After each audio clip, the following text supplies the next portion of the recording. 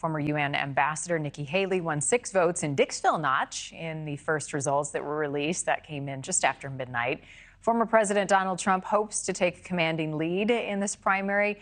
So how will voters be casting their ballot in the Granite State? And what's the feeling right now? Joining us from New Hampshire, 3 people who call the state home: Hella Ross, Dr. Laura Landerman-Garber, and Andrew Queen. Thank you to each of you for being with us on this critical day for New Hampshire and certainly in this primary moving forward. I hope it's okay if I refer to you by your first names this morning. I want to start with you, Hella. I understand you're leaning toward Nikki Haley. What do you like about the former South Carolina governor? Well, I think she has broad experience. She was U.S. ambassador to the UN, so she has a lot of foreign policy chops. She was also governor of South Carolina, and before that, she was treasurer.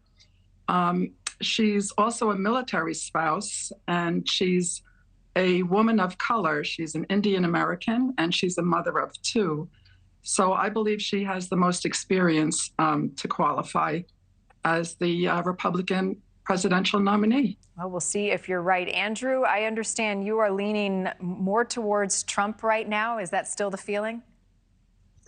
Yeah, that's definitely still the feeling. And why is that?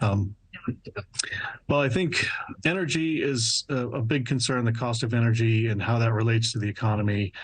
And the talk now is sort of one or the other, and I think it really needs to be one and the other. We need all the sources of energy we can get to help the economy to be prosperous.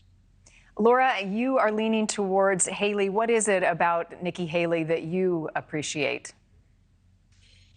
Well, I am leaning to Nikki Haley in the sense that she, as Hella said, she's got a great resume, and I think that she is sort of an old school but new generational Republican. And, you know, I'm a Democrat. And so it's an interesting position to be in. I'm that Granite State voter who gets into the booth and makes my decision up at that time. But I think, you know, the heart of what I'm saying is that we need a new generation. We need democracy. We need dignity and hope for our Americans. We need to be restored, we need to be repaired, and we don't need any more chaos. It has been chaotic, Andrew. How does that play in and factor into your decision to support Donald Trump? And are you concerned at all about the ongoing court cases that will be part of this election cycle? My take is politics has always been chaos. Ever since I was a young man and started to be interested in voting back in the mid-90s. You're right about that. Boy, I wish it were different, right? It was less divisive. Hella, yeah. As you look forward to what happens today, let's say Nikki Haley doesn't come in with a strong showing and Donald Trump becomes the nominee. Does he then get your support, or what questions will you be asking yourself? Well, actually, Marni, I changed my affiliation from Democrat to undeclared so that I could vote in the Republican on the Republican ballot for Nikki Haley.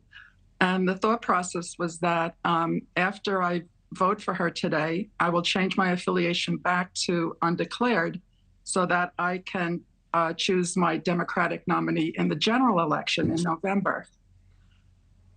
So if Nikki Haley were to become the nominee, would she continue to get your vote, or would you vote Biden versus Haley?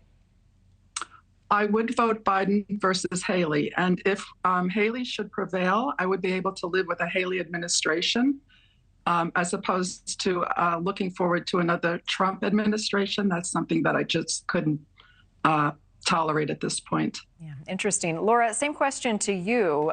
Depending on the results of tonight and Nikki Haley doesn't get the nomination, where would you land? If Nikki Haley does not get the nomination, I will be voting in for Biden. You know, I have met with the lesser-known candidates, and Dean Phillips is an amazing possibility, I think, maybe for the future. But I will be voting for Biden if it is a Biden versus Trump. And I just think I met with some kids today who were talking about, are we allowed to say the things that, you know, the former president said? And I said, no, you're not allowed to say that.